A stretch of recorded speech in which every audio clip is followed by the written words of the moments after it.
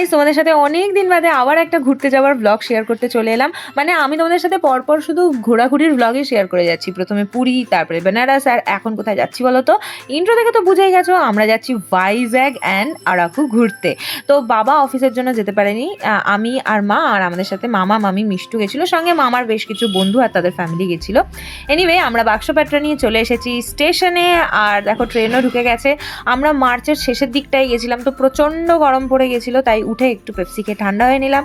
তারপর ব্যাগপত্র যেখানে যেটা রাখার সেট ফেট করে নিলাম। এবার আমার মনটা একটু খারাপ হচ্ছিল, কারণ আমার আর আমার মায়ের রিজার্ভেশনটা একটু লেটে করা হয়েছিল। দ্যাটস ওয়াই মামা মামি মিষ্টুর একটা বগিতে পড়েছিল, আর আমার মায়ের আলাদা আলাদা কামরায় পড়েছিল।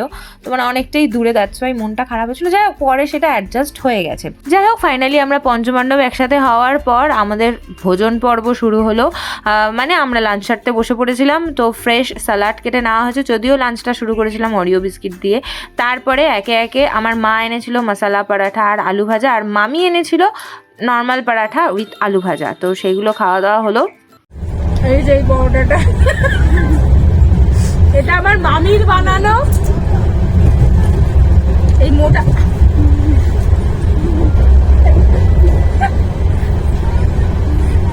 ট্যারিস লুইস আমাকে এই রাউন্ডটা দিয়েছে।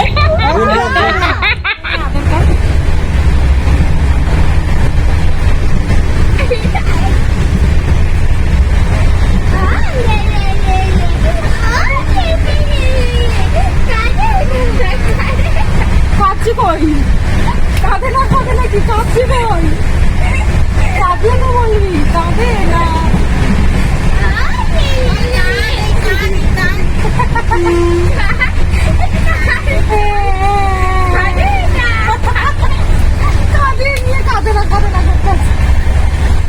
লাঞ্চটা এতটাই লেটে হয়েছিল যে সন্ধ্যাবেলা আর সেরকম কিছু খাওয়া হয়নি। রাত্রেবেলা ডিনারে ওই সেম পরাঠা আর আলু ভাজা খেয়ে আমরা ঘুমিয়ে পড়লাম, কারণ পরের দিন ভোরবেলা আমরা পৌঁছে যাবো বিশাখাপট্টনম। The next day. 4টের সময় নামাবে, আর আমি এদিকে 3:30টের সময় উঠে বসে রয়েছি। ভাবা যায়। এনিওয়ে আমরা গেছিলাম করমণ্ডল এক্সপ্রেসে, যেটা 4টের সময় পৌঁছানোর কথা বিশাখাপট্টনম, কিন্তু পৌঁছেছিল আলটিমেটলি 4:30টের সময়। Good morning. আমরা 4:45টার সময় বিশাখাপট্টনম স্টেশনে নেমে এখন দাঁড়িয়ে রয়েছি, হোটেলে যাবো। Hi guys, good morning. টুপি পরানোর জন্য ধন্যবাদ।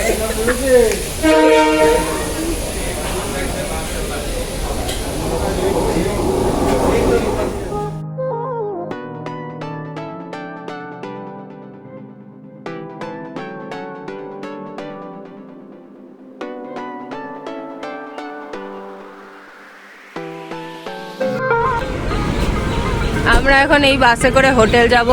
আমরা বরযাত্রীর বাস। আমরা এতজন চলে এসেছি যে একটা গোটা বাস ভাড়া করতে হয়েছে।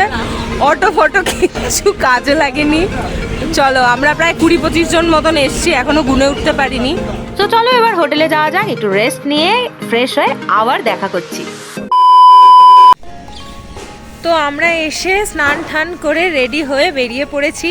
7টায় বেরোনোর কথা ছিল, বাট ঠিক আছে, এতজন মিলে এসছি, একটু এদিক ওদিক করতে করতে এখন 8টা 8:15 মতন বেজে গেছে। এখন আমরা বেরোচ্ছি, সাইট সিংয়ে যাচ্ছি। কোথায় কোথায় যাচ্ছি সবটা তোমাদের সাথে শেয়ার করব।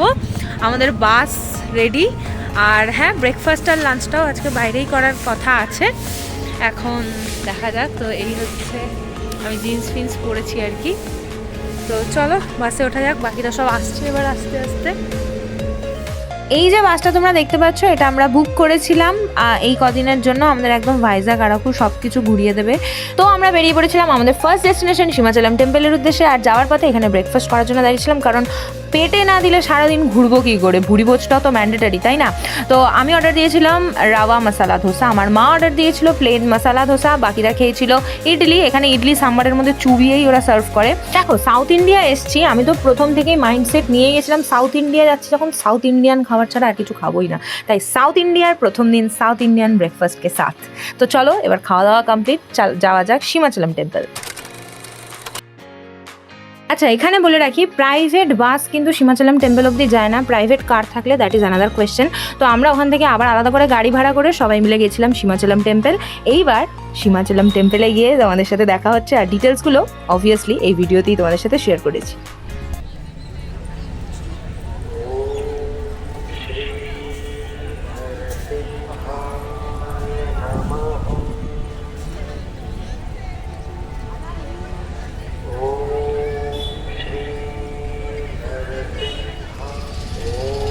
আচ্ছা, এই হচ্ছে সীমাচলম টেম্পল। তো এই টেম্পলের নরসিংহদেবের পুজো হয়। ফোন ব্যাগ কিচ্ছু অ্যালাউড না, তা ফোন রেখে গেছিলাম, আমরা পরে এসে ভিডিও করছি। আচ্ছা, তোমাদেরকে এখানে বলে দিই, এই গেট থেকে ঢুকতে হলে এখানে 300 টাকা করে এন্ট্রি ফি।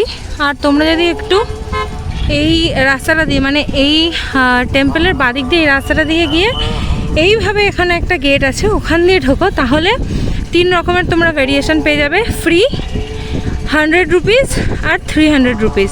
আমরা ফ্রিতেই গেছিলাম, এমন কোনো অসুবিধা নেই, জাস্ট একটু লাইন দিতে হয়। তো গিয়ে তোমরা দর্শন করবে, প্রসাদ নেবে, নিয়ে বেরিয়ে আসবে, এখান থেকেই বেরিয়ে আসবে। তো এই হচ্ছে ভাইজ্যাগের সীমাচলম টেম্পল। চলো এবার নেক্সট ডেস্টিনেশনে যাওয়া যাক। সীমাচলম টেম্পল ঘুরে এসে গরমের ক্লান্তি মেটাতে আমরা একটু ডাব খেয়ে নিয়েছিলাম। আর দাঁড়াও, এখনও তো তোমাদের সাথে অনেক কিছু শেয়ার করা বাকি। ভাইজ্যাগে যা যা ঘুরেছি সব কিছু নিয়ে পরের পার্ট খুব তাড়াতাড়ি আসছে, তো অবশ্যই চ্যানেলটা সাবস্ক্রাইব করে দিও। ওকে, বাই।